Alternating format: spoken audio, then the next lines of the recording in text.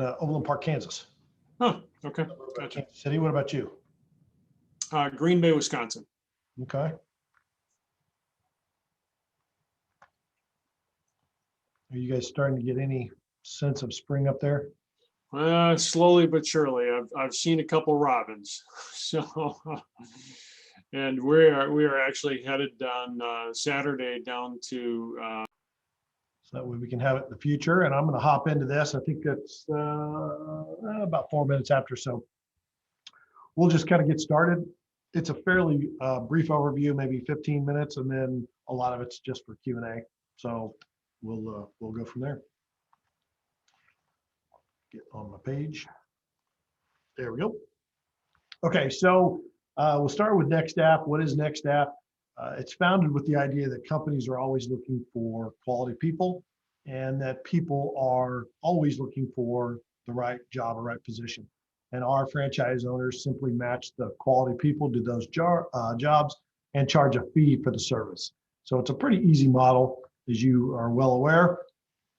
Some of the awards that we've been fortunate to come away with in the handful of years, we've got the FBR Top 50, Inc. 500, Inc. 5000, E&Y Regional Finalist.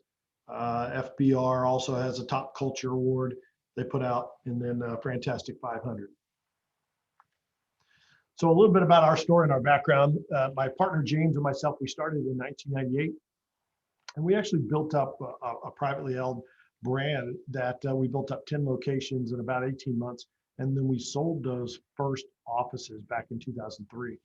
And what that allowed us to do was kind of take the lessons that we had learned in the last, probably 8 years in the industry, and then repackage it into a franchise concept so that we could help other entrepreneurs that wanted to get in the industry do so without some of the headaches that we had.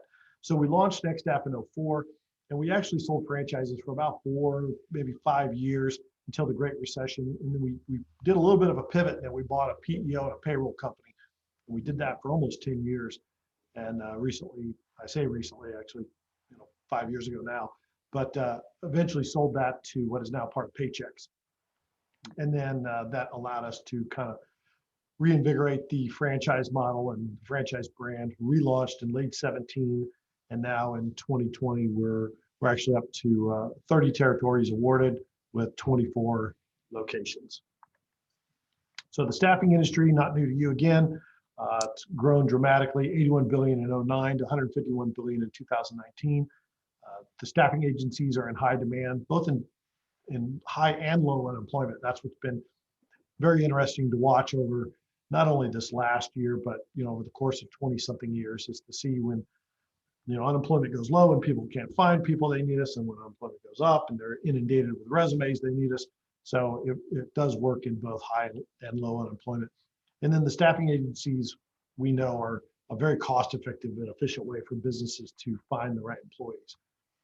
So some of the overview we're going to go through our X factor, strong economics, multiple verticals, how we reduce our royalty fee, large territory size, and then the back office support. And we'll go into detail here. So the X factor, what the X factor is when we restarted the franchise launch in 17, we had spent about a year looking at everything that all the competitors had done out there in the industry. We also looked at the staffing industry analysts. They had done a research of what the top industry buyers were looking for when they looked for a staffing agency compared to what staffing agencies actually were selling. And there was a big mismatch there. And the mismatch was really that everybody wanted quality, but most of the staffing agencies were selling something other than quality. So we did about a year's worth of research to look at what were some of the things out there that were better than what traditional people were using. And we packaged that up into a proprietary system. It's a proven method that typically will outperform traditional staffing agencies and even HR departments. Basically builds profiles of the company's most successful employees, and we work with the individual client to package up which components of this X factor works for them. And as you know, in the staffing industry, that will tend to lead to a repeat client base. So economics, our average gross revenues, this is from our 2020 FTD. We take this from any traditional office that's at least 12 months old. So you do have some fairly young offices that get included in these economics, but it includes gross revenues of nearly 2 million, average gross profit of about 400,000, and then our median break even is 7 months. So we do allow 3 verticals. The franchise agreement warrants you access to one of the verticals. So we do commercial, which wraps up light industrial, clerical, administrative, professional. Then we do healthcare, and then we do IT. The royalty fees, we've done a couple of things on this. One, we have structured our royalty fee based on gross wages, not on gross revenue and not on gross profit. Coming from the industry, you're more familiar with it. A lot of other brokers or consultants aren't as familiar with it, but basing it on the gross wages, it's typically about 15, sometimes up to 40% more cost effective by doing it off of gross wages. And then we also do not charge a royalty or a marketing fee for the first 6 months of operations to help that office get launched. On the territory size, compared to some of the other agencies out there, territories are extremely large. In most cases, about 90% of the territories are going to be your entire county. So only in the instances where you get the large counties like Maricopa, maybe Dallas County, some of those very large counties are we splitting those up. When it comes to healthcare and when it comes to IT, we give the entire MSA for, again, probably 90% of the territories. So very large territories in size. The back office support, this slide here, kind of on the top shows what the franchise owner would focus on. So sales and marketing, pretty much going out and finding clients, figuring out who is needing people and getting them on board. On the operations side, then, is fulfilling that need for recruiting. On the management, you're determining your goals, executing those goals and your strategic objectives. And then on the finance side, you are responsible for the time entry and the client billing. Then on the back office side, the franchisor, obviously there's a lot of stuff that we could go through, but just as a highlight, the sales and marketing, we have the X Factor. We do verify prospect lists, so we do provide those for you, upload those into your CRM, and we have an automated multi-touch content approach. Operations, Aviante software, automated job board. All of our documents are electronic. We don't do anything by paper. And then on the management side, obviously we help with the compliance, benchmarking, compensation metrics. We send those out weekly. And then anything to do with labor law, employee law, compliance assistance, we handle all that. And then obviously on the finance side, finance payroll is included in the royalty fee. There's not an extra charge for that. We post client payments daily. And then we also remit back to the offices weekly. So I know most of the other competitors out there do a monthly deposit. We do a weekly deposit for our franchise owners. And then obviously the payroll and the tax processing is a big component of the back office support. So on the investment, we have a single franchise fee of $40,000, 3-pack is $96, 5-pack is $144. The initial investment ranges from $123,000 up to $152,000. And then, as we mentioned, the royalty fees are based on gross wages, but we do have breakpoints at every $1 million in gross wages. So simple math is, for every $1 million in gross wages, your royalty drops 1/4 of a point. So, and once you achieve a milestone, you never go backwards. So between renewals and the milestones, you can actually get that royalty fee down to about 5% of gross wages. And then we have a veteran discount of 20%. Daily operations, hours Monday through Friday, 8 to 5. That's kind of your typical standard office. If you get into healthcare and you're operating 365 days a year, that obviously will change. But IT is pretty much Monday through Friday. If you're dealing with administrative and first shift work on light industrial, it's Monday through Friday, 8 to 5. When you get into second shift and third shift work, then you can have some on-call and you can have some remote work necessary. And in the beginning, the only employees that you need, we'd recommend the franchise owner does do the sales in the initial part of the opening. We add 1 recruiter to that. Some people do choose to start out with another admin or a recruiter in training right off the bat. It's not required though. But usually that second full-time employee is going to come on board within 3 to 6 months as you ramp up. And then our store specs are relatively minor, 800 to 1,200 square feet.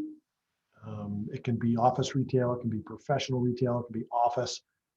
It can be, really any of those. We've seen success in any of those locations. So the ideal candidate that we're looking for, no staffing industry experience is required. Probably about 75% of our applicants have zero experience in staffing. The current record holders of the Fast Start Award we have a 12-week, a 26-week, and a 52-week. Most of those records are held here in the last couple of years by people that had absolutely no experience in staffing. So sales background is necessary, particularly B2B sales experience. Executive experience and P&L knowledge is helpful. Obviously, high energy and positive and customer service oriented, that's probably requirements for any entrepreneurial type person. Any franchise owner needs to have those attributes. We do recommend strongly you have a background for the IT or the healthcare industries. The vernacular that comes with that, especially IT, you'll just spend an enormous amount of time trying to learn that world, and it will greatly extend your startup time and your startup costs if you don't have that background. Required liquid capital for us is 150,000 with a net worth of 175. So our training has evolved over a handful of years, probably like a lot of people have. We're doing more and more online, and we're doing more and more virtual. Currently, the latest stats for us is we do about 8 hours of onboarding. That includes everything from setting up all your technology, setting up all your users, your passwords, your IDs, getting you everything you need so that the next 100+ hours can go smoothly. And we found that if we do that up front, it helps shorten the time to opening. So then we have about 75 hours of online and virtual training, 40 hours of classroom training here in our corporate office in Little Park, Kansas. And then we send somebody out on site for your office for about 3 days when you initially get off the ground. And as you can imagine, in training, we cover everything from operations, service, sales, customer service, management, all that stuff. And we try and do it in a way that really trains you on the stuff that you're going to need right away. We don't go into a lot of detail on how to do work comp type stuff. We'll do that as you need it. We don't go through a lot of detail on real fine how-tos. We found that's best learned as you go through it. So it kind of helps you with your retention if you can put the stuff into practice immediately. So the ongoing support, the founders, obviously I'm here. I'm involved in every franchisor call. I'm involved in every discovery day, and I help kick off every single training that we do. James Windmiller, COO, co-founder, same exact way. Our goal is to be involved in the business. We don't want to get to a point where we're meeting people for the first time at conventions, or we recognize people by the number versus who they are. So founders involved every day, extensive back office support we talked a little bit about. One thing we do is our support team will handle the first 12 weeks of your appointment setting. So we do that in conjunction to you launching your office, but we will run simultaneous with you through our marketing program the first 12 weeks and run about 120 to 200 prospects through that system and set appointments in conjunction with what you're doing. We do weekly onboarding calls. As soon as you sign on board, we do weekly onboarding calls, and that will continue until you launch. And then gradually that will shift down to every other week, every 4 weeks, and then as needed.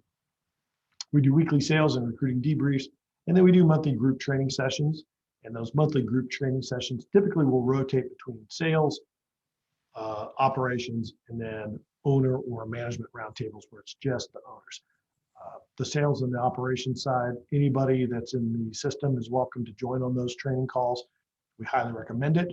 And then the owner calls are just for the owners, so we can talk about specific items, whether it's P&L items, whether it's staff compensation, whether it's staff hiring, firing recommendations. So it's really a nice kind of private roundtable for those owners. So as a quick recap on what we talked about, we offer large territories with a reduced royalty fee, with great milestones, about $2 million in average revenues with a break even in about 7 months.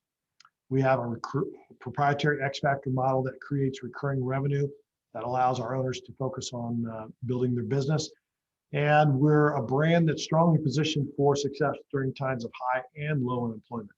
I did see, I just sent out to our franchise owners yesterday, a couple articles that came out, I think in the New York Times, Washington Post about the economy and how I think GDP is estimated to possibly break 6% on some of those articles.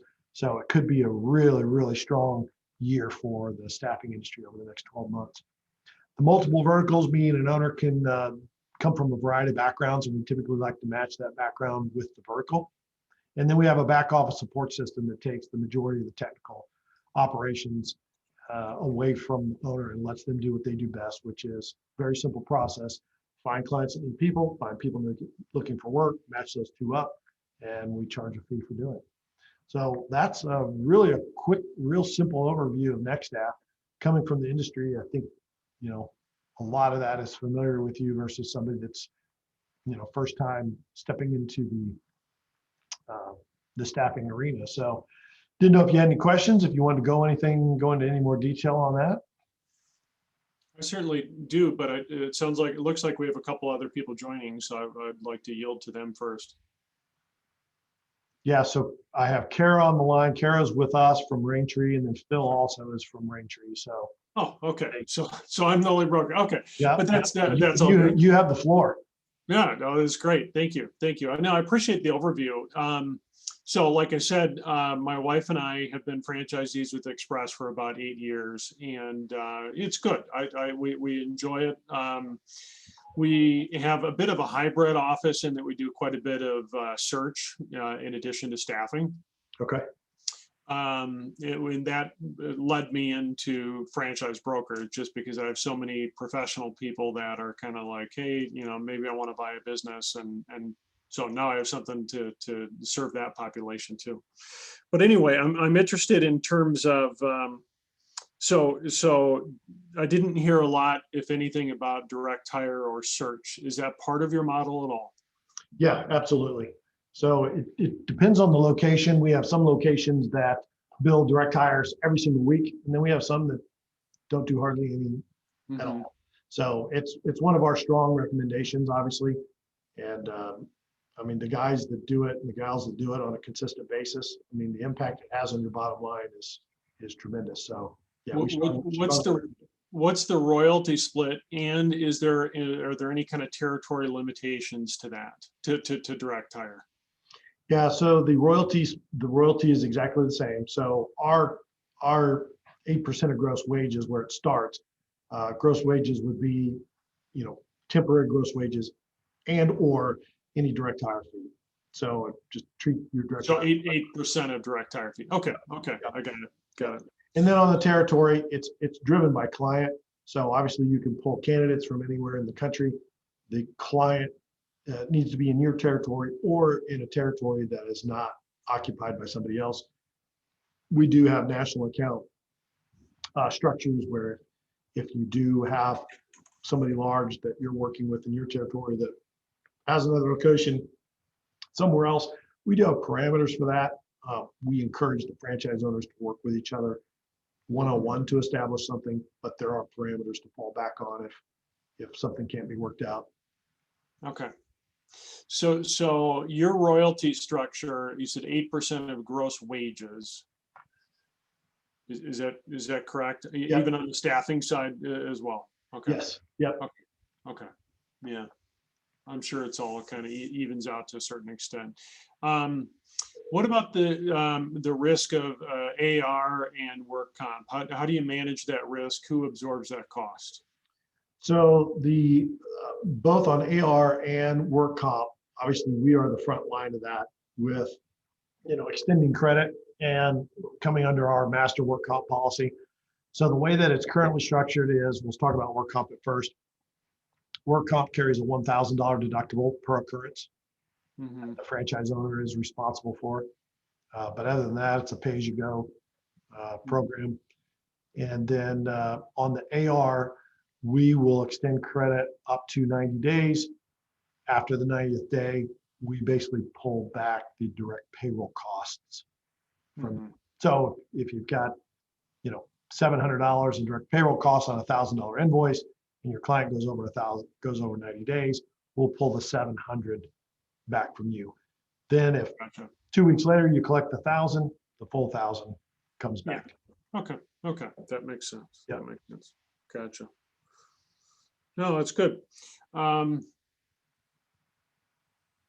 Oh, the other question is, so you kind of segment out IT, healthcare, and then commercial, which all inclusive is kind of my interpretation. Right. And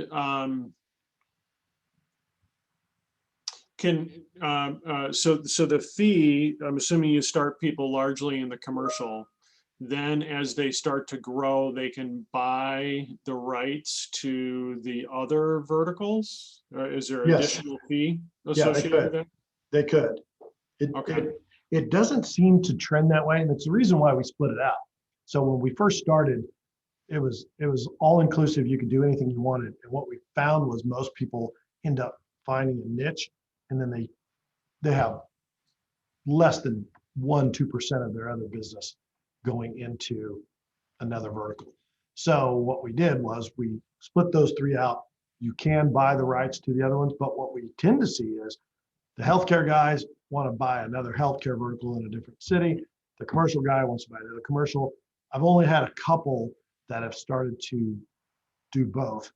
Mm-hmm. And I think in large part, it's the commercial guys extending into healthcare because they're recruiting, they're trying to find somebody, they hire somebody for their internal staff, and this person comes in and says, yeah, I've been a recruiter for 10 years, blah, blah, blah. I got a background in healthcare. And they're like, oh, you know what, actually, I like the margins in healthcare. And so I'll get a call and they'll say, hey, could I do the healthcare market in Phoenix? And, that's typically how it goes, not them just deciding to jump into IT. And then the IT guys they call looking for IT. They want to stay in IT. They have no desire to go into commercial stuff or healthcare. So it tends to work. We're also probably not next year, but we'll be looking at an education vertical as well. Okay. We get quite a few inquiries about education. It's something that we're beta testing here in Oval Park. And, Kelly's the big player out there, and there's a few handful of others, but it's a small segment of the overall industry, but it's growing rapidly. Yeah. Good. Yeah. Good. Well, that's awesome. Well, thank you for giving me an overview there. Yeah. It helps me understand the different players out in the